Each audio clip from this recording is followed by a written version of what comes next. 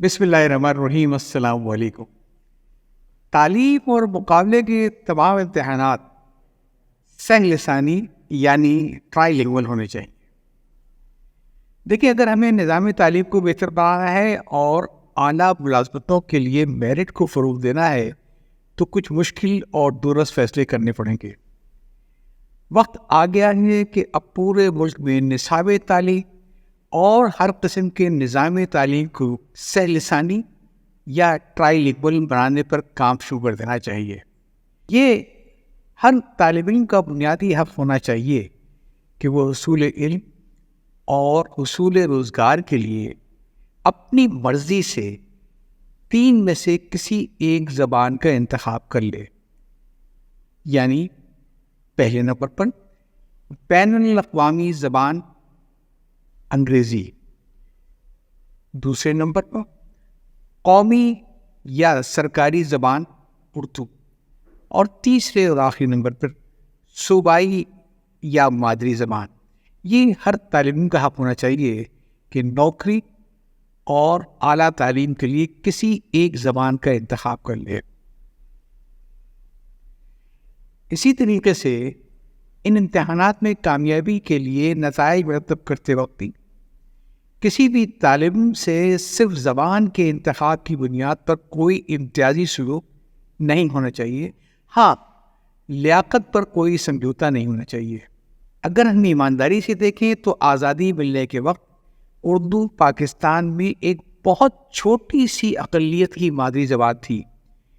اسے زبردستی پاکستان کی لنگوا فرینکا یا واحد سرکاری زبان بنانے کی کوشش کی گئی، اور اس کا جواب یہ دیا گیا کہ اردو ان لوگوں کی اور ان مسلمانوں کی مادری زبان ہے جنہوں نے پاکستان بنایا ہے، اور یہ پورے بر صغیر میں بولی اور سمجھی جاتی ہے۔ حقیقت یہ ہے کہ آزادی کے بعد اس خطے میں جو 6 کروڑ مسلمان تھے، اس میں سے صرف 4 کروڑ رہائش پذیر تھے پاکستان کے اندر، لیکن 2 کروڑ مسلمان جنہوں نے پاکستان بنایا تھا وہ ہندوستان میں ہی رہ گئے تھے، اور ہندوستان میں رہ جانے والوں کی مادری زبان کو پاکستان کی سرکاری اور واحد سرکاری زبان قرار دیا گیا۔ اچھا، ایک دوسری بڑی حقیقت یہ ہے کہ ہم جسے اردو زبان قرار دے کر اسلام اور پاکستانیت سے وفاداری کی علامت سمجھتے ہیں، وہ اس خطے میں بولی جانے والی ہندوستانی بولی تھی جو ہزاروں سال سے یہاں کے باشندے بولتے تھے، مگر اس کا کوئی رسم الخط نہیں تھا۔ پھر ہندوستانی بولی کو فارسی رسم الخط میں لکھا گیا اور اسے اردو قرار دیا گیا، اور اسی کو پھر دیوناگری رسم الخط میں لکھا گیا اور اسے ہندی قرار دیا گیا۔ تو پھر زبانوں کی تقسیم جب مذہب کی بنیاد پر ہوئی تو ملک پورا افراتفری کا شکار ہو گیا۔ عجیب بات ہے کہ مسلمان ہندوستانی زبان کو ہندوستانی کہلانے سے خاصے الرجک تھے۔ ان کا خیال یہ تھا کہ ہندوستانی کو تو مطلب یہ ہوا کہ ہندو۔ لطیفہ یہ ہے کہ دنیا قدیم کے تمام نقشوں میں جو اس خطے کا نام تھا وہ انڈیکا یا انڈیا تھا، اور مذہبی روایتوں میں بھارت تھا۔ ہندوستان نام تو کبھی اس خطے کا تھا ہی نہیں۔ ہندوستان کا نام تو پہلی بار مسلمانوں نے اس خطے پر آنے کے بعد اسے دیا، اور ایک فارسی کا لفظ استعمال کیا، ہندوستان، وہ جگہ جہاں پہ ہندو رہتے ہیں۔ تو یہ تو ہماری طرف سے اس بات کا اعتراف تھا کہ یہ پورا خطہ ہندوؤں کی رہنے جگہ ہے۔ ہم نے وہ زبان بھی بولنی شروع کر دی یہاں کے لوگ بولتے تھے، مگر کہا یہ کہ ہم اسے ہندوستانی نہیں کہیں گے۔ سچی بات یہ ہے کہ اگر آپ تاریخ کا جائزہ لیں تو معلوم ہوگا کہ جو سینکڑوں سال کی مہم جوئی میں یا تجارتی قافلوں کی صورت میں اس خطے میں جتنے مسلمان آئے، کہیں سے بھی، عرب سے آئے، افریقہ سے آئے، ایران سے آئے، افغانستان سے آئے، سینٹرل ایشیا سے آئے، ان سب کی کل تعداد، ترکی ورکی سب ملا کے ان سب کی کل تعداد کتنی تھی؟ صرف 2.5 لاکھ۔ اور باقی جب مسلمانوں کی آبادی بڑھی ہے تو وہ یا تو کنورژن سے بڑھی ہے اور یا پھر افزائش نسل سے بڑھی ہے۔ تو ایک چیز تو بہت کلیئر ہے کہ جو 2.5 لاکھ اوریجنل مسلمان یہاں پہ آئے تھے ان کی مادری زبان ترکی تھی، فارسی تھی، عربی تھی، کچھ بھی تھی، مگر اردو تو نہیں تھی. اور پھر ان کی جو اولادیں پیدا ہوئی ان کی بھی مادری زبان اردو نہیں تھی. جو لوگ کنورٹ ہو کے ہندو سے مسلمان ہوئے ان کی بھی مادری زبان اردو نہیں تھی. مسلمان انڈیا تو آ گئے، اسے ہندوستان کا نام تو دے دیا لیکن اس کی زبان کو ہندوستانی کہنے سے انکار کر دیا. اور پھر ایک اور بھی مزے کی بات کہ آج وہی ہندوستانی بولی جب دنیا بھر میں بالی ووڈ کی فلموں کے ذریعے پھیل رہی ہے تو ہم خوشی سے پھولے نہیں سماتے ہیں کہ اردو جو دنیا بھر میں پھیل رہی ہے. گڑ کھائیں اور گڑوں سے پڑھیں. اردو بہت خوبصورت اور بہت میٹھی بولی ہے. آپ اردو کہیے یا ہندوستانی کہیے، اس میں کوئی شک نہیں ہے کہ اس پورے خطے میں ہر 2 زبان کے جاننے والے اگر آپس میں گفتگو کر سکتے ہیں تو وہ اسی بولی سے گفتگو کر سکتے ہیں. بولی اور زبان میں فرق ہے. بولی وہ ہے جو کہ بولی جاتی ہے، سنی جاتی ہے، کہی جاتی ہے، سمجھی جاتی ہے. زبان وہ ہے جو لکھی جاتی ہے اور پڑھی جاتی ہے. تو آپ کو جو اردو اور ہندی میں جو چیز مشترک نظر آتی ہے وہ یہ کہ ایک ایسی خوبصورت بولی جسے ہر ایک بول لیتا ہے، ہر ایک سن لیتا ہے، ہر ایک سمجھ لیتا ہے. لیکن اگر آپ زبان کی بات کریں تو اردو زبان کا نہ تو ہمیں ماضی کوئی قابل رشک نظر آتا ہے اور نہ ہی مستقبل. میں یہ بھی واضح کر دوں کہ مجھے تو اردو زبان کا کوئی مستقبل نظر نہیں آتا. ہم پتہ نہیں کیا سوچتے ہیں، حقیقتوں پہ نظر نہیں جاتے. حقیقت یہ ہے کہ مسلمانوں کی اس خطے میں آمد کے بعد 800 سال تک قرآن کا کوئی اردو ترجمہ نہیں ہوا تھا. قرآن کا پہلا نثری شاہکار ناول عمر جان ادا سن 1800 میں لکھا گیا تھا. 1800 سے قبل نہ آپ کو اردو میں کوئی طبع شدہ مذہبی کتابیں نظر آتی ہیں اور نہ ہی نثری ادب. ہاں، شاعری اور داستان گوئی ضرور ملے گی.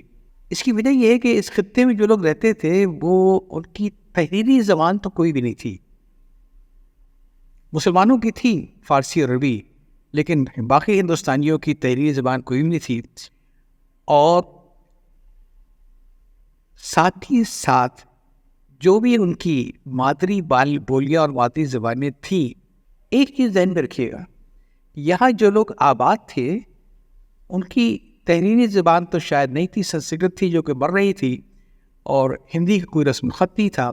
لیکن یہاں کے رہنے والے گونگے بہرے تو نہیں تھے، وہ آپس میں بات چیت کرتے تھے اور وہی بات چیت، وہی بولی ہندوستانی بولی ہوا کرتی تھی. مغربی پاکستان اور مشرقی پاکستان میں جتنی بھی قومیتیں آباد تھیں پاکستان بننے کے وقت، اس میں سے کسی کی بھی مادری زبان اردو نہیں تھی. جب پاکستان کی پہلی دستور ساز اسمبلی میں اردو زبان کا معاملہ اٹھا تو جو اعداد و شمار اس دستور ساز اسمبلی میں پیش کیے گئے اس کے مطابق 1948 میں، یا یہ کہیے کہ 1948 تک جتنے لوگ ہندوستان سے ہجرت کر کے پاکستان آئے تھے، جن کی مادری بولی کے بنیاد کے اوپر اسے اس ملک کی سرکاری زبان قرار دینے کی کوشش کی گئی، ان کی تعداد کتنی تھی؟ صرف 1.5 یا 2% مہاجر آئے تھے 1948 تک ہندوستان کے مختلف علاقوں سے ہجرت کر کے یہاں پر. اور مزے کی بات یہ ہے کہ ان سب کی بھی زبان اردو نہیں تھی. کافی لوگوں کی زبانیں گجراتی تھی، میمنی تھی، کاٹھیا واڑی تھی. تو کتنے تھی لوگوں کی مادری زبان؟ صرف 2% تھی. 2017 کی مردم شماری کے مطابق اس پورے خطے کے اندر مادری زبان اردو لوگوں کی بڑھ کے تقریباً 7.8% ہو گئی. مادری زبان کے لحاظ سے اردو پاکستان میں 6 معروف زبانوں میں 5ویں نمبر پر آتی ہے. پہلے پر نہیں، دوسرے پر نہیں، تیسرے پر نہیں، چوتھے پر نہیں. اس سے جن لوگوں کی مادری زبان اردو ہے ان سے زیادہ لوگوں کی مادری زبان پنجابی ہے، پشتو ہے، سندھی ہے اور سرائکی ہے. ہاں، بلوچی مقامی زبانیں ایسی ہیں جو مادری زبان کے طور پہ اردو بولنے والوں کی مادری زبان سے کم ہے۔ اب ایک بڑا اہم مسئلہ ہے، وہ یہ کہ ایک منٹ کو سوچے تو صحیح اور انصاف کی نظر سے سوچیں کہ جب کسی شخص کی مادری زبان بنگلہ، سندھی، بلوچی، پشتو یا پنجابی تھی، اس کے لیے تو ایک ہی برابر تھا نا کہ ذریعہ تعلیم انگریزی ہو یا اردو، کیونکہ اس کو دونوں زبانیں نئے سرے سے سیکھنی پڑتی۔ پھر سوال یہ ہے کہ اعلیٰ ملازمتوں کے حصول کے لیے وہ ایک ثانوی زبان کے طور پر انگریزی کو نظر انداز کر کے اردو میں تعلیم کیوں حاصل کرتے؟ ایک عجیب سی بات ہے کہ جب بھی بات ہوتی ہے اردو کی انگریزی کی تو لوگ مثالیں دیتے ہیں کہ جناب فرانس کو دیکھیے، سب فرانسی ہوتے ہیں، جاپان بھی کیا ترقی کر لی جاپانی سے۔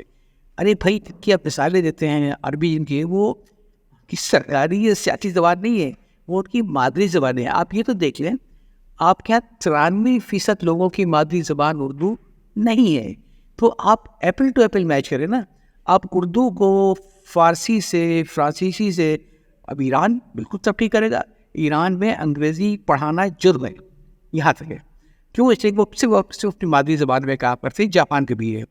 پاکستان کا مسئلہ مختلف ہے۔ پاکستان میں لوگوں کی مادری زبان اردو نہ تھی نہ ہے، صرف ہارڈلی 7-8% لوگ ایسے ہیں جن کی مادری زبان اردو ہے، باقی 92-93% وہ لوگ ہیں جن کی مادری زبان اردو نہیں ہے۔ آپ کیسے موازنہ کر سکتے ہیں؟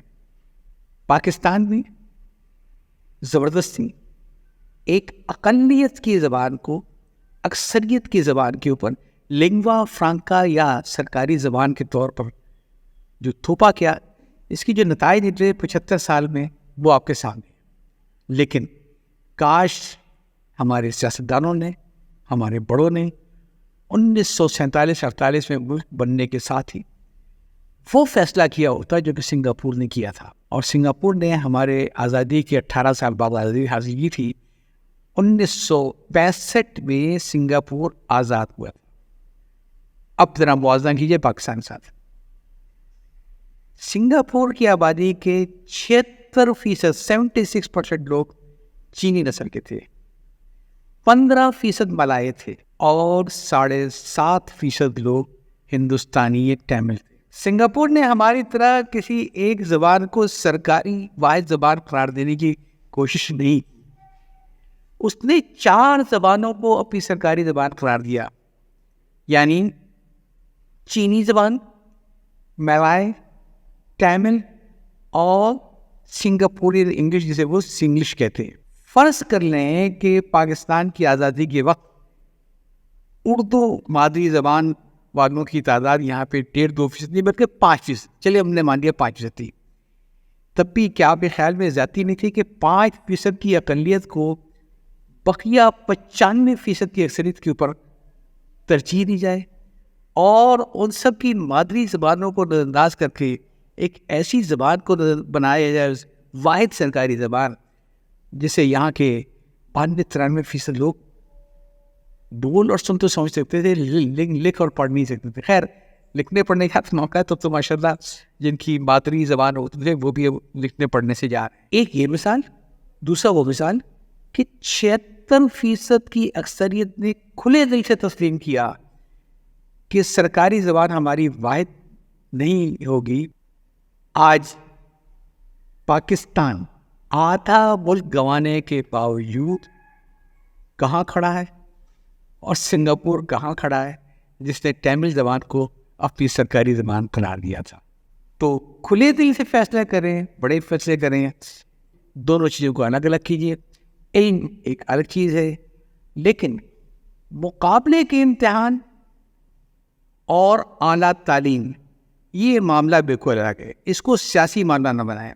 لوگوں کو اپنی مادری زبان میں مقابلے کے امتحان میں بیٹھنے کی اجازت دیں، لوگوں کو اپنی مادری زبان کے اندر اعلیٰ تعلیم کی اجازت دے دیں۔